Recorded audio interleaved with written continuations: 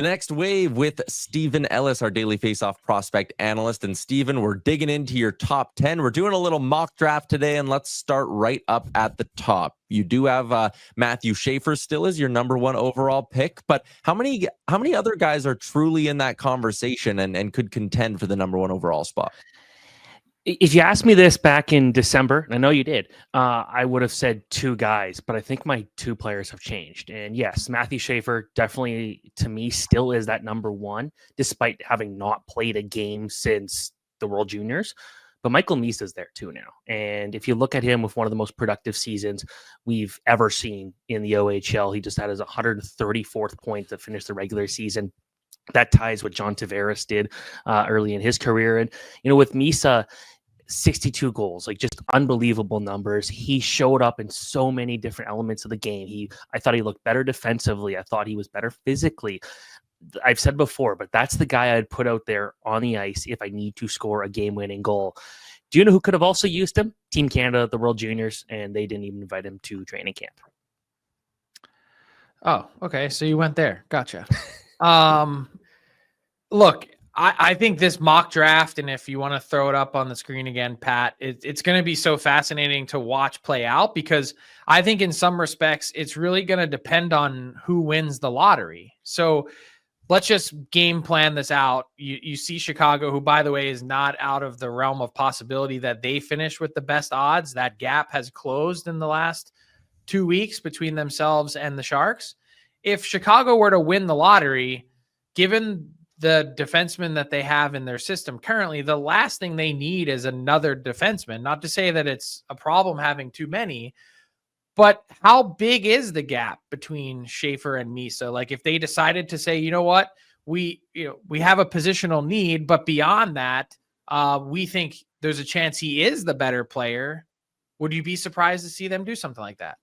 I think you can make the argument for Schaefer or Misa, and to maybe the same extent Hagens, depending on how you look at it. But if I'm the Blackhawks and I get the first overall pick, I'm taking Michael Misa right now. And that's like, Schaefer would be the best defenseman they have.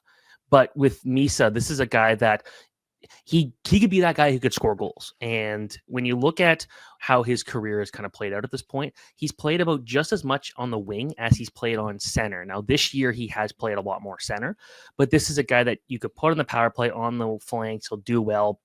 You can play him in so many different situations. Like, I would love to see him play with Connor Bedard. And I feel like that'd be a perfect fit, because for as good as he can be defensively, I think he is still better when he's focusing on just dominating the puck possession and trying to create things with the puck. So you can almost put him on the wing and be pretty happy. But yeah, like that's one where it fits a lot of boxes for that team. A guy who could generate offense on his own, who's in the right spot a lot of the time, great shot. And I think he's a lot stronger and physical than he was even at the start of this season. So that's who I would take if I was the Chicago Blackhawks. Gotcha. So when you take a look at the top 10, who are some other defensemen outside of Schaefer, though, that you'd see as fitting that criteria? I would look at Jackson Smith, and that was one when I went to the Hlinka Gretzky, really impressed me because he was playing all these different situations. He had 11 goals this year, which, is pretty solid. It's not Carter Yakimchuk or Zane Parekh level goals, but I would argue Jackson Smith, the big thing for him is just how defensively sound he is. He's also 6'3". He's very mobile. I think next year we're looking at him getting 75, 80 points in the WHL if everything goes right. And just a guy that it seems like his teammates really love to spend time with, a guy that just is making everyone laugh. He's got a good personality, and he's also just on the ice, just a difficult player to play against. So I'm not sure how high I would rank him in last year's draft class among defensemen, because there are a lot of good blue liners, but I think in this year, he's a good number 2. So if we were to take a look at your top 10 again, is there anyone on this board that you're more high on than others? I would probably... It's kind of close to what you'd kind of see elsewhere, but I really like Jake O'Brien. That's a guy that, I feel like he's a bit underrated. And you look at him this year, 32 goals, 98 points. Like, he wasn't, at one point, it was looking like he was probably going to finish it closer to 80, but he had a really good second half, and having some really good line mates and teammates in Brantford helped. Like, we just saw Nick Lardis put up some unbelievable goal counts with the Bulldogs. But with Jake O'Brien, really good two-way player. And I know, Frank, you're a big fan of Cal Ritchie. They're not the same player, but one thing I really noticed with him is how adaptable he is, how smart he is, and how committed he is to the two-way game. A lot kind of what we saw out of Cal Ritchie in his draft year. So 98 points this year almost felt a little too quiet, like people weren't talking about it enough, but I'd say that Jake O'Brien deserves a lot of attention. Hey, I want to throw you something that we got in our chat here, because I know this prospect is a little bit divisive, mainly because he hasn't played this year, but Tyler Mulick, no Roger McQueen, top 10 is silly. Jason goes, I wouldn't take McQueen at all. What makes McQueen just this divisive? Well, I know a lot of people are a little scared about the fact that he has not played a lot this year. And when he did return from his injury, he hasn't been that good. But then you're looking at 6'5", very mobile, skilled guy. So there is all that that skill there and all that things you can look at and be excited about. But I do know some teams are worried and saw what happened with Caden Lidstrom last year. And we're like, okay, is he going to be healthy enough to play? And so we'll see. I actually very closely put him on this list. But the fact that he hasn't played a ton and hasn't looked as good as we were kind of hoping from when he came back, I think has definitely cause for concern there. Yeah, how did that work out with players not playing and Wyatt Johnston? I mean, be careful what you miss out on. True. Hey, the thing about Wyatt Johnston was you look at the analytics, that was someone who was always going to explode. But with Roger McQueen, we'll see. Yeah, it's interesting. I was talking to an NHL GM actually last week at the meetings, and we were just having a cocktail, and he said, I brought up the Wyatt Johnston not playing that year. And he's like, well, I did see him at the under 18s in Dallas and thought that he was very average. Didn't understand the hype. So sometimes that happens too.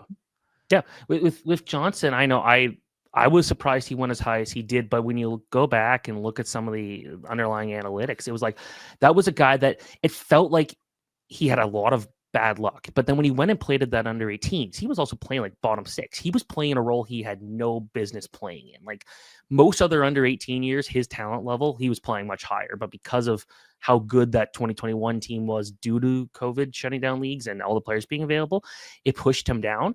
And yeah, I feel like he got some unfair views. But then you look, obviously, what he's doing right now, looking pretty good. Yeah, and I just think back for the Oilers too, how tough that is. Xavier Bourgault going the pick ahead of him, and Paul Coffey wasn't working for the team then, but obviously knew Wyatt Johnston from Ontario and was like, you got to pick this kid. And they passed. Yeah, it's tough. So wanted to wrap though, as we get closer to June and the draft, there's always this debate, and we're now on the other side of trade deadline, and we saw how these first round picks were moved. Can you give us an overall sense of the quality of this class? Is it average? Is it below average? Like, and I'm talking top to bottom. Yeah, like I'd say the top of the class is pretty solid, but then when you get to that mid first round, even late first round, like what's your cutoff? Like you gotta have one. I'm excited about the top like 24, 25. Okay, and then after that, could you get the same player from 25 to what? 40. I want to say 40, 41. Like I talked to some scouts who were like, they don't even want to rank past 25 this year. Okay. And then here's another brain buster for you. So you got Misa and Schaefer. Those are your two. Do you have a clear cut line at 2? Right now, those are the two guys I'd only consider number 1, but I still look at that top 4 and say, I would understand if any of those guys weren't in the top 4. Okay, so let's say you got 1 to 4 being relatively equal. I'm putting that in air quotes. Sure. So you go from 4. Give me your next cut line. I'd go 5 to 7. I like the Swedish guys and Caleb Denoyer. Those are they're all just great in different aspects. They're just not top 4 quality. And then 8, is it 8 to 24 after that? I'd say 8 to 14, and then about 15 to 24. Okay, there you go. So those are your tiers. And I think that's the hardest thing to do in the scouting process. So you just got really good insight from someone who is in it every day. There you go, Steven. Appreciate your time, man. Thanks for popping on. We'll chat again in a couple of weeks because you're off on your honeymoon, so you enjoy that. I'm looking forward to it. Although Jamaica and Haiti, I'm going there. They have hockey teams, just so you know. Don't, Steven. Just enjoy your honeymoon. Throw your phone in the ocean, bro, if you want to stay married. We won't have any internet. That's what's going to happen. All right. See you, Steven. Thanks. What's up, hockey fans? If you enjoyed that video, then you need to be hitting the subscribe button right here at Daily Faceoff. Exclusive interviews and analysis from our hockey insider Frank Seravalli, fantasy updates from Brock Sagan, and a daily live show at noon Eastern Monday through Friday. You don't want to miss any of the fantastic content, so hit that subscribe button.